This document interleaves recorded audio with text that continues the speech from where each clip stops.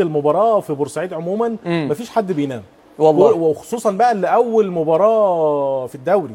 يعني المباريات الهامه ليله المباراه مفيش نوم في بورسعيد. تمام. فانا باكد لك ان بورسعيد النهارده سهرانه متشوقه لرؤيه معشوقها وحبيبها هو النادي المصري، لانه هو النادي المصري يعني هو متنفسهم، هو متنفس الجميع طبعا في بورسعيد.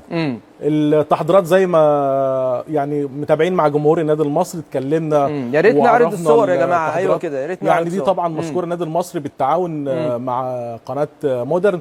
يعني دي الصوره الرسميه، دي خاص بمودرن، دي الصوره الرسميه للنادي المصري.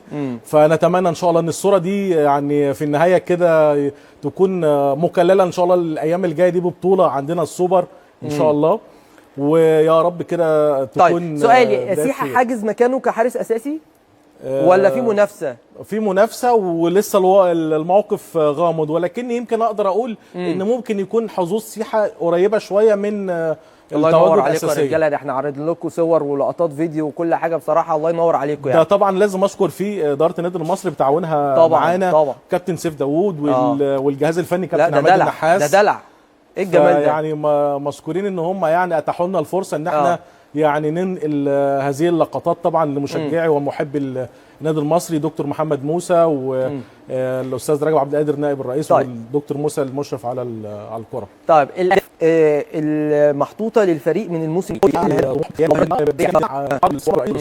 قالوا للعيبه احنا طموحنا عالي جدا. تمام. التحديات كلها بالقوام اللي موجود كمان والصفقات اللي جت، يعني حتى كمان نقدر نقول ان ده موسم صفقات 10 على 10 النادي المصري، لان هو اعتمد على حاجات كتير قوي. الكم وليس الكيف وليس الكم.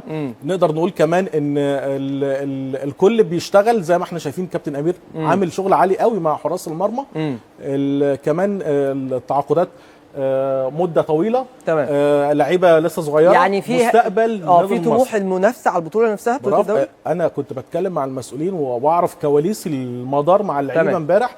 قالوا اللعيبه جهزوا نفسكم ان احنا هنكون موجودين ان شاء الله. استاد النادي المصري يتفتح السنه دي. عايزينكم تروحوا للجمهور السنه دي وتلعبوا في بورسعيد السنه دي وانتم محققين حاجه. عايزين نستقبل الجمهور بفرحه. نسب ان المصري يلعب ماتشات على ملعبه الجديد السنه دي كبيره.